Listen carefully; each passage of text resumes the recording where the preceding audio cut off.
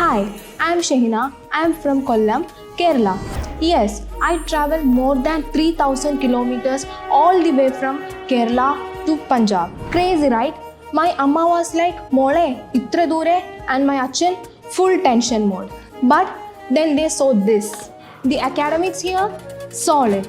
Structured curriculum, industry exposure, real projects. My mentors didn't just teach me, they guided me. They literally stood with me, helped me plan my future. And the QS rankings made my parents go like, oh wow. Bro, the vibe, unreal.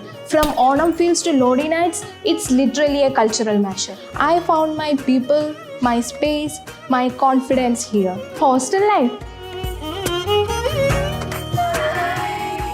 Safe and comfortable.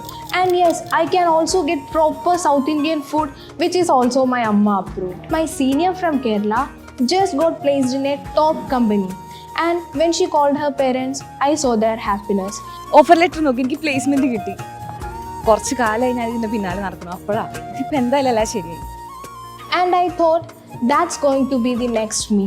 If you are from South and dreaming big, maybe it's your turn now. So come, see you at Chandigarh University.